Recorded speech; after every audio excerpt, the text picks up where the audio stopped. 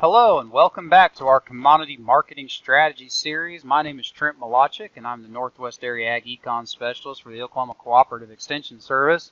This is the final part in our Marketing Commodity Series, and I will talk about utilizing options. So this is going to be probably the most complicated part of this whole talk that we've been going through, and we went through cash contracts and then to straight futures hedges, and then we usually end on options because they can be the more complicated form of marketing strategy for producers to understand, but they tend to be very useful and highly utilized when it comes to more complicated marketing strategies.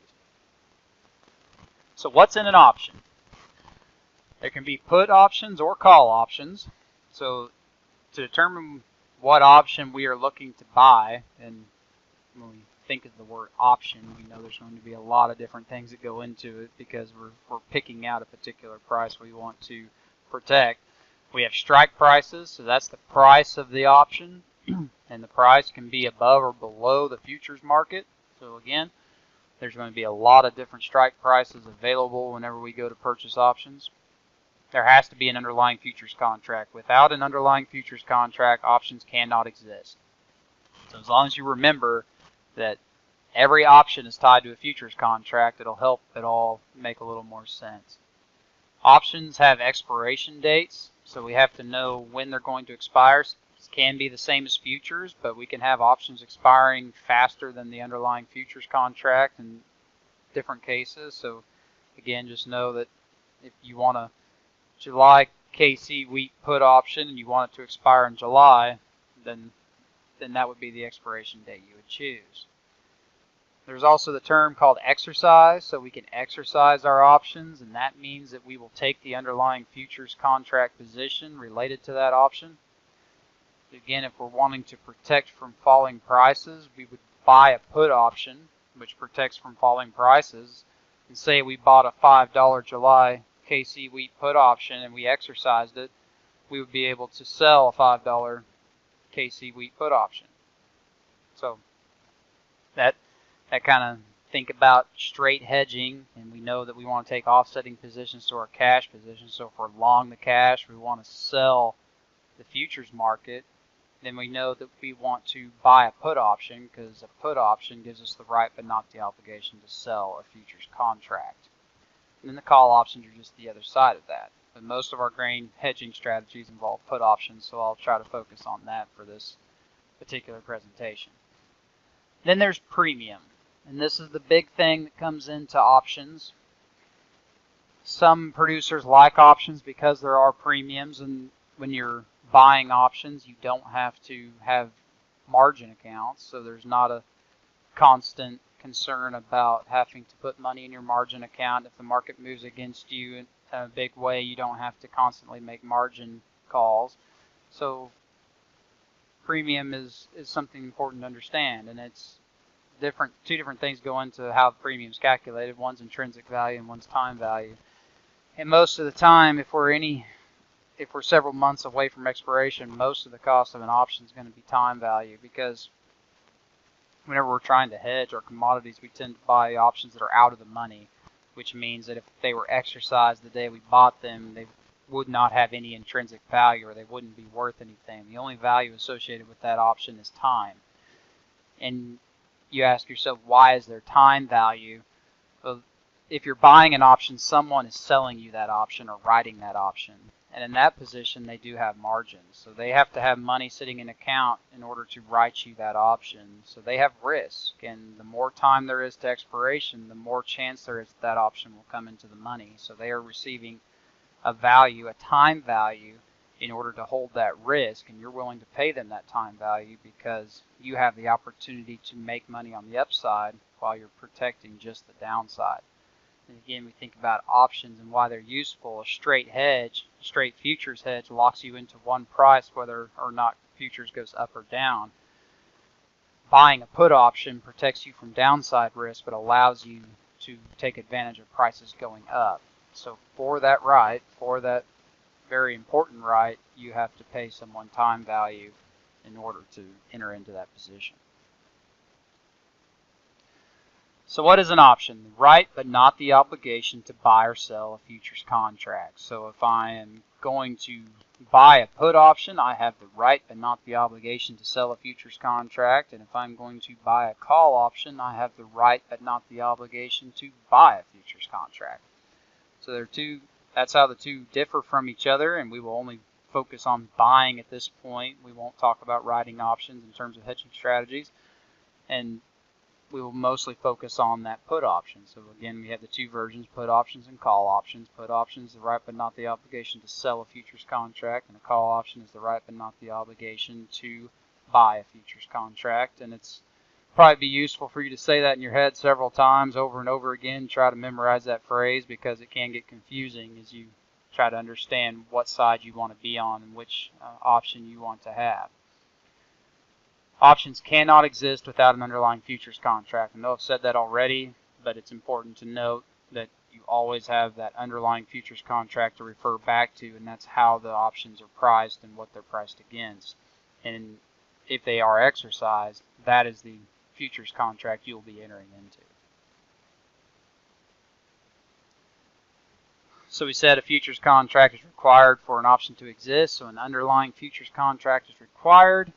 By purchasing an option, I am paying a premium for the right to purchase or sell a futures contract.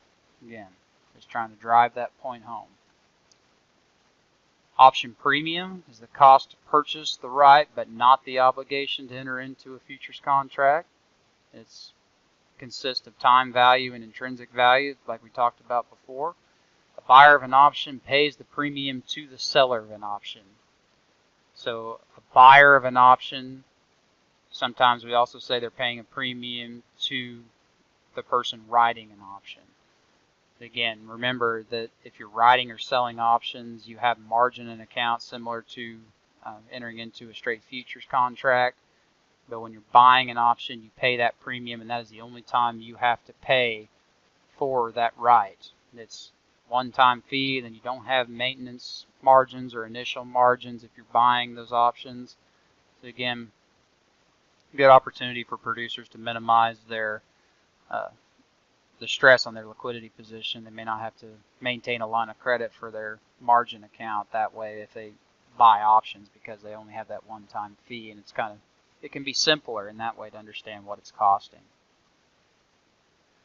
So how's the premium determined? It's pretty complicated to determine exactly how the premium is made. There's different volatility measures and things like that go into how much time value is put on an option, but it's made up of basically two parts, intrinsic value and time value, and just know that intrinsic value is the value of that option if it were exercised today. And if we're entering into a hedge and we're buying a put option and we buy a put option out of the money, we know that we have the right but not the obligation to sell that futures contract. So you can think about what would make that commodity out of the money. If I had to sell a futures contract for a lower price than I could buy it back for, then I would know it was out of the money. So if the July KC wheat contract is at $5 and I buy a put option with a strike price of $4.50, then I'm out of the money because I'm 50 cents below the value of that underlying futures contract. So my intrinsic value in that sense is zero, and the market would have to come down 50 cents in order for my intrinsic value to start going up. Time value is just the time between when you buy the option and whenever expiration is going to occur. So if I'm buying a put option in January and the expiration is in July, when we're talking about KC wheat, and trying to time that harvest window, then I will have quite a bit of time value because I have several months there that I'm paying time value on. So again, intrinsic value is equal to the value of the futures contract if the option is exercised today, and the time value differs depending on the length of time until expiration and the volatility in the market. When is margin required? So we've talked about this already, but we'll go over it again. Margin is the capital required to enter into a futures contract. Margin is not required when buying options. Margin is only required if you are selling options. So again, it would take pretty complicated hedging strategies for any producer to have to write an option, but it is something that several of you will probably enter into in the future if you get into more complicated hedging strategies. So for the purpose of this talk, we will say that most of the time we will not need to write options. We will not have to have margin. We will only be concerned with paying the premium for those options for our hedging example. Strike price. Options are purchased at various strike prices. We already talked about this a little bit as well. The strike price can be at the money, which would be equal to the underlying futures contract price. So again, at the money put option, if the July KC wheat price is $5 and I bought a July KC wheat put option with a strike price of $5, we would be at the money because it would be the same price as the underlying futures contract. Again, we will say that most hedge or options purchased as part of a hedge will be out of the money. So if I'm buying a put and I have the right but not the obligation to sell a futures contract, I would want to be somewhere underneath that price, so something less than $5 in that example in order to be out of the money. Choosing a strike price, generally a producer, again, would purchase a strike price out of the money for a put option. That would be a price below the underlying futures contract price. Some of this sounds repetitive, I know, but it's important to keep driving these things through your mind and thinking about it because it helps in the end for it all to make sense and to apply it to the real world situations. So a put option, the right but not the obligation to sell a futures contract, and that is going to be related to our straight futures hedge example that we've talked about in previous videos. So buying a put option allows a producer to sell a futures contract at the strike price. So if I'm long winter wheat and I have wheat growing or I have grain in the elevator, then I know that I would want the opportunity to sell that on the futures contract because I am long the commodity. So if I'm long the cash commodity, I want to be short the futures commodity, and that would be the offsetting position. So this is a graphic that I've put together that tries to explain the value that can be captured with various options. So here is a put option, and this dark line kind of angling downward on the left side of the screen that has price written above it, that indicates the underlying futures contract price. And then the premium is indicated by the dotted line. So that premium is going to decrease the value of your position. So just to throw another example out there, say the underlying KC wheat futures contract price is $5 and I buy a July KC wheat put option at $4.50. I'm 50 cents out of the money, and so that would be the price that I have locked in with my put option. But let's say that that premium for that option is another 50 cents. So my guaranteed price, or the price that I'm locking in, is actually $4 because I would take the strike price at $4.50 minus 50 cents for the premium to get my $4 guaranteed price. So that would be my protected price on the right side of the screen. The dotted line is $4.50. So as you move through time, which is on the x-axis along the bottom, if we have price going down in this scenario, so you can imagine the futures contract price going down, it keeps going down until we hit the strike price, and then we continue to lose value until we hit our protected price at $4 in that example that I gave earlier. So our price can never be less than $4.50 at our strike price minus that premium, which gives us $4. So it will never be below $4 on our protected price, but we can gain upwards from that, anything in the blue. So if prices go back up, we can always receive a price above that. We'll just have to remember that that option cost us 50 cents. So we'll always be 50 cents less than the actual futures price.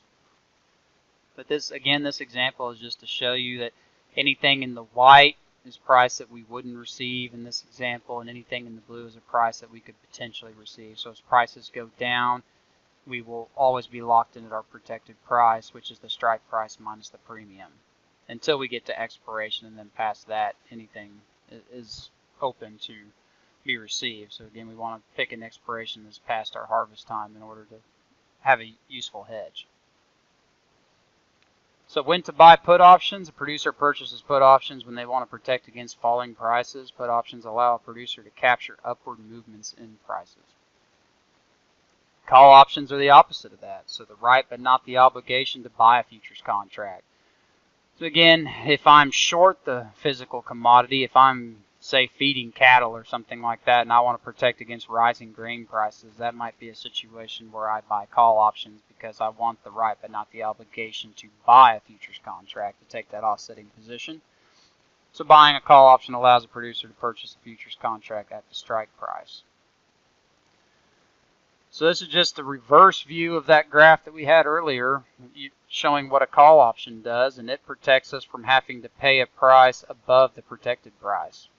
So again, if we have a strike price, say at $3 corn, and it cost us 50 cents to buy that call option, then say our protected price would be 50 cents above that, and we wouldn't have to pay a price anything higher than that. But if prices go down, we could always have to pay less. So we're open to downside here, but we have a defined upper limit on the prices we'll have to pay, which is exactly opposite of what we saw in the put option, where we are always open to higher prices on put option, but guaranteed not to fall below a specific price. So they just do two different things, offsetting positions here, and so you utilize them for two different things. Again, I use the example of a grain producer would want to buy put options to lock in a bottom in their price, whereas a cattle feeder may want to buy a call option in order to guarantee they don't have to pay a higher price of corn or something, some of the grain that they're feeding, than the protected price that they've locked in. So furthering on our example, a producer purchases call options when they want to protect against rising prices. Call options allow a producer to capture downward movements in prices. So again, that's the beauty of options, is you can always, they allow you to benefit in the way that you need to in your operation, whether that's you need to benefit from rising prices or lower prices depending on what you buy. Again, if you want to benefit from higher prices, you purchase put options, and if you want to benefit from decreasing prices, you would purchase call options. So, an example of put call purchasers, a producer who is growing wheat and wants to protect against downward movements in prices would purchase which one, a put or a call? Just kind of think about that and the examples that we've had previously and try to come to that answer.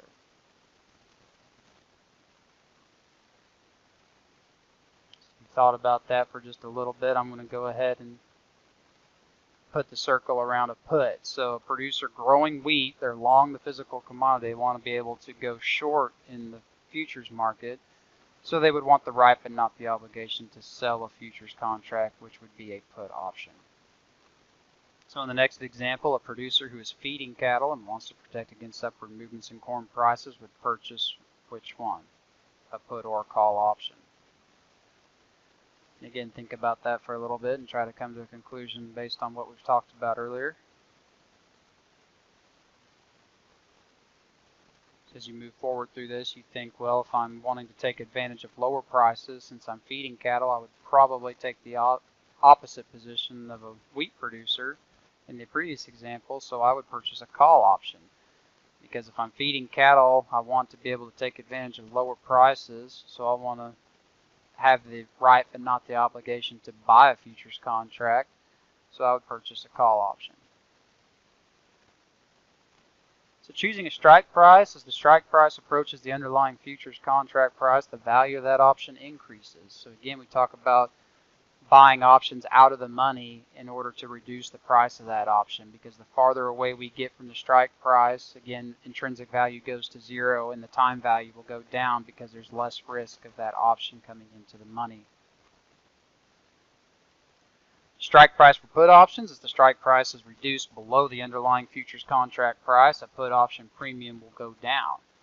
And as the strike price is increased above the underlying futures contract price, a call option premium goes down. So think about how that works. The strike price and the put option, I have the right but not the obligation to sell a futures contract. So if I'm selling something and I'm buying it back for a higher price, then it's worth less money. So that's underneath the underlying futures contract. So that would make it out of the money. And then as the price comes down, if that underlying futures contract goes down below our strike price, then our put would start making money because I have the right but not the obligation to sell that futures contract above where the price actually is, so I can sell it and immediately buy it back and pocket that profit. And just the opposite occurs with call options. So as the strike price is increased above the underlying futures contract price, a call option premium goes down. So with a call option, I have the right but not the obligation to buy a futures contract. So if I'm buying at a higher price and selling at a lower price, I would make money on that call option, so that would be in the money. So as prices go up, I would want to be able to exercise that option, buying it at a lower price and selling it at the higher price. So again, these are just, you think about these examples and what we've talked about. Put option protects you against prices going down. The call option protects you against prices going up. And that's related to the underlying futures contract and the underlying futures contract hedge that would be associated with that position. So with that, that will end our talk on options. I hope that was useful to you, and for more information, we encourage you to visit our eFarm Management website there on the screen. Again, hope it was useful to you. If you have any questions, please let us know. And again, thank you, and I hope this is useful to you in your marketing endeavors.